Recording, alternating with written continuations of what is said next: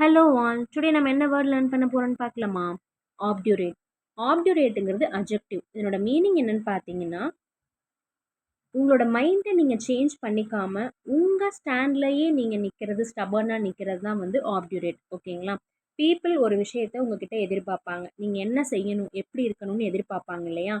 அந்த விஷயத்த பண்ணாம, உங்கள சேஞ்ச் பண்ணிக்காம உங்க மைண்ட் என்ன சொல்லுதோ, அந்த ஸ்டாண்ட்லயே நிக்கிறது தான் வந்து ஆப்டுரேட். ஆப்டுரேட் ஆட்டிட்யூட்ன்னு சொல்லுவாங்க. ஓகேங்களா? ஸோ, இதுக்கான க்ளூ இப்ப ஃபிக்ஸ் பண்ணிடலாம். ஆப்டுரேட் அப்படிங்கிற வேர்ட நீங்க நோட்டீஸ் பண்ணீங்கன்னா, டியூரேஷன் அப்படிங்கிற ஸ்பெல்லோட மேட்ச் ஆகுற மாரி இருக்கும். ஸோ, இந்த ஓபி அப்படிங்கிறத ஒபீடியன்ட்ன்னு ஞாபகம் வச்சுக்கோங்க. ஸோ, டியூரேஷன்லயே வந்து ஒபீடியன்ட்ட நம்ம வந்து ஃபாலோ பண்ணணும். சரிங்களா? ஒரு சர்டைன் டியூரேஷன்ல. அந்த காலகட்டத்த தாண்டிட்டோம் அப்படின்னா, ஒபீடியன்ட் அப்படிங்கிறது நமக்கு இருக்காதுன்னு சொல்லி ஃபிக்ஸ் பண்ணிக்கோங்க.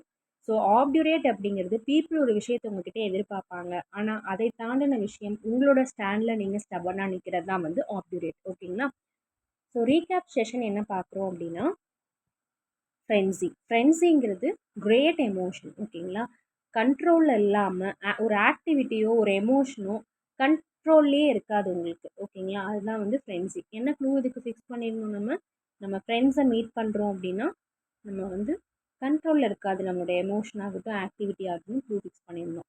ஓகே, டுமாரோ ஒரு வேர்ட் லேர்ன் பண்ணிக்கலாம். Thank you. Have a nice day.